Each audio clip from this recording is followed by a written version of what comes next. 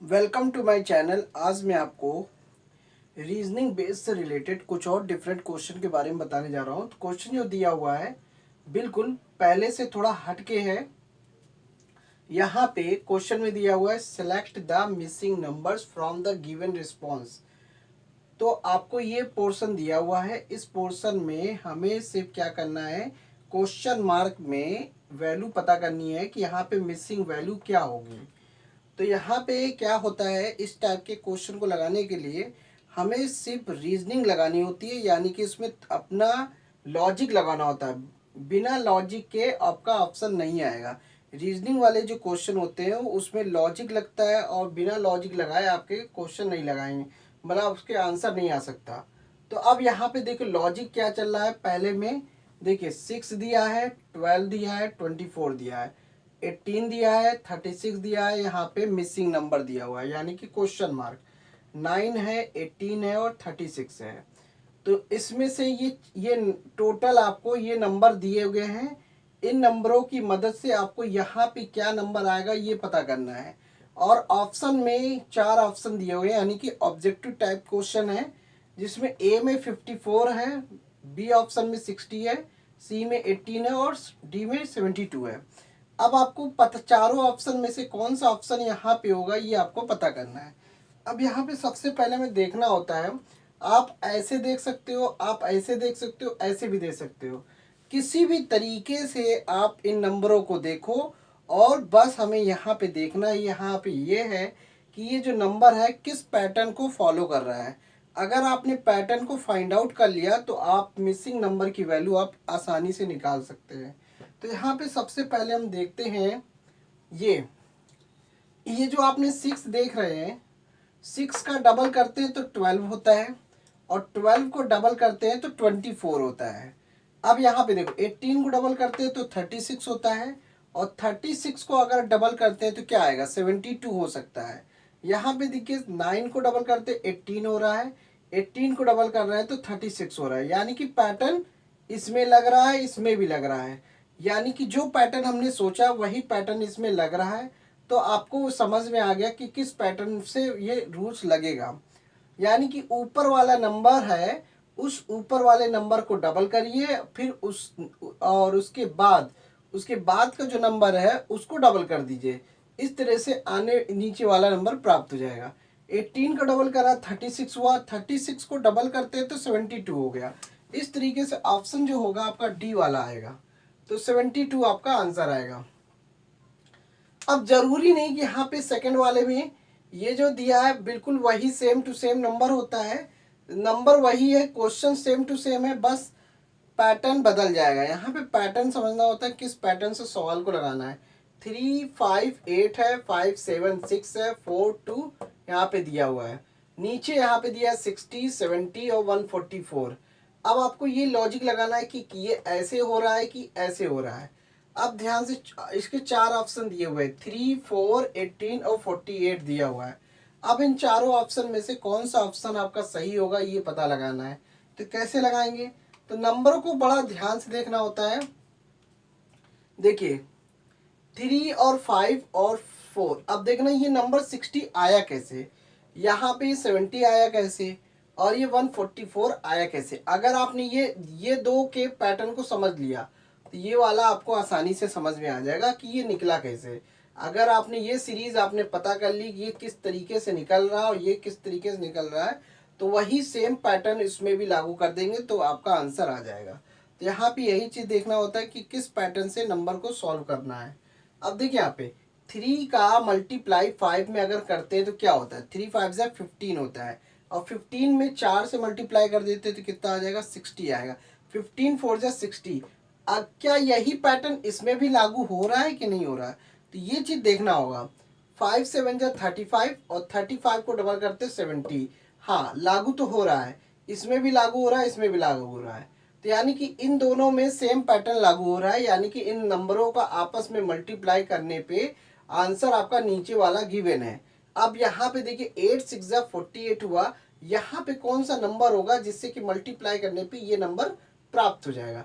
अब इसको समझते कैसे, यहाँ पे देखिए अगर आपने 8 का मल्टीप्लाई 6 में किया और फिर यहाँ पे जो मिसिंग नंबर है वहाँ पे x लिख लेते हैं और ये 144 कर देते हैं।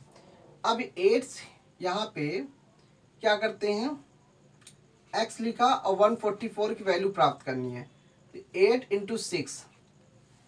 अब इसे आप सिंपल करना है, तो यहाँ पे 6 टू जा हो गया 12, 6 टू जा 12, बचा कितना 2, 6 4 जा 24, 24 आया। अब 24, 8 1 जा 8, 8 3 जा 24। तो देखिए यहाँ पे इसको सिंपल 5 इसका मल्टीप्लाई आपस में किया और ये इसके इक्वल कर दिया। जैसे कि हमने इन तीनों का आपस मल्टीप्लाई किया तो आंसर इसका क्या आ रहा है, 70 आ रहा है। उसी तरह से 8 इंटू 6 यहाँ पे मिसिंग नंबर है, मिसिंग नंबर की जगह पे आप कोई x वैल्यू, कोई भी वेरिएबल ले लीजिए, x ले लिया और इनका आपस में मल्टीप्लाई करने के बाद जो प्रोडक्ट बनेगा 144 आ रहा है। अब इसको आप निकाल सकते हैं। तो इस तरह से आपका ए वाला ऑप्शन सही है, यानी कि इसका 3 आएगा, यहाँ पे 3 आएगी वैल्यू। ये चीज़ इस टाइप के क्वेश्चन को लगाना होता है। जब भी आपको इस टाइप के क्वेश्चन मिलेंगे तो आपको ऐसे ही क्वेश्चन लगाने होते हैं। रीजनिंग बेस्ड क्वेश्चन है यहाँ पे। अब इसी तरीके से दूसरा वाला देखते हैं। यहाँ पे कंडीशन दिया है, अगर 5 + 7 = 21 होता है। कंडीशन पे ध्यान देना, यदि 5 + 7 जो है वो 21 है, 9 + 4 जो है वो 31 है, तो 7 + 9 यहाँ पे क्या आएगा। अगर आपने ये लॉजिक समझ लिया, 5 + 7 21 कैसे आया, 9 + 4 से 31 कैसे आया, तो 7 + 9 भी उसी लॉजिक से लगेगा जिस लॉजिक से ये लगा हुआ।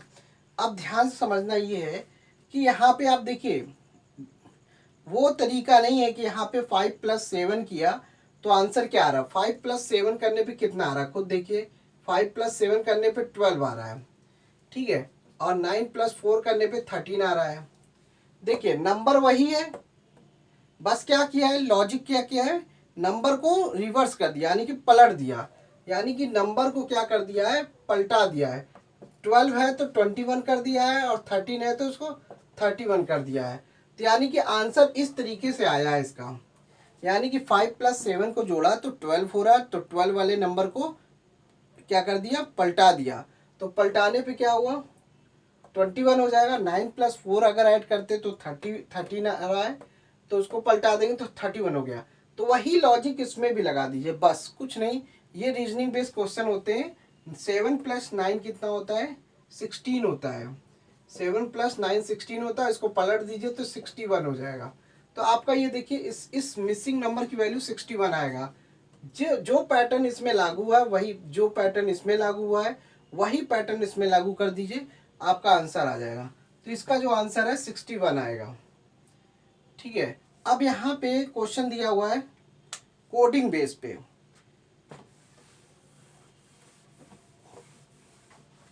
कोडिंग बेस पे क्या है, यहाँ पे लिखा है मिलिट्री वर्ड। इफ मिलिट्री शब्द जो है can be written as, military code को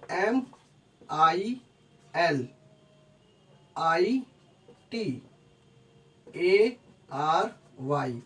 अब देखिए इसका कोड क्या दिया है, 1 2 3 2 4 5 6 7। ये जो मिलिट्री वर्ड जो है इसको कोड के फॉर्म में नंबर कोडिंग में लिखा गया है। तो इसको लिमिट जो शब्द है, ये जो लिमिट LIMIT, ये जो लिमिट शब्द जो है, वर्ड जो है, इसको किस कोड में लिखें, इसका कोडिंग बताना है। मिलिट्री का कोड ये है तो लिमिट का कोड क्या होगा। तो देखिए इसी से आपको यूज निकालना है। देखिए यहाँ पे लिमिट है, देखिए ये जो LI है, देखिए LI, L की जगह पे L का कोड क्या है 3 लिखा, I का कोड क्या है 2, ये आपका आ गया। अब MI का कोड क्या है 1 और 2, तो ये M का 1 हो गया, I का हो गया 2। अब बचा क्या, T का कोड क्या है, T का कोड 1 2, ये इसका हो गया, T का कोड हो गया 4। देखिए लिमिट का कोड निकल गया। तो बेसिक आपका यही रहेगा इसकी मदद से आपको जो पूछ रहा है जो शब्दों का, उसका कोडिंग ऐसे ही निकलेगा। तो जो भी रीजनिंग में क्या होता है, कुछ चीज़ें दी होती हैं, कुछ चीज़ें नहीं दी होती हैं। तो आपको जो चीज़ गिवन होती है उसी के आधार पे जो पूछ रहा है उसी के अकॉर्डिंग आपको निकालना होता है। ये चीज़ ध्यान रखना, रीजनिंग वाले क्वेश्चन में आपको किसी न किसी चीज़ की मदद से आपको जो क्वेश्चन पूछेगा उसी का आंसर निकलेगा, अगर वो चीज़ आपको पता है। जैसे मिलिट्री शब्द से कोडिंग ये दिया है, तो लिमिट जो शब्द होगा इसी से निकलेगा, क्योंकि यहाँ पे लिमिट का शब्द पूछ रहा है, इसको किस कोड में लिखेंगे।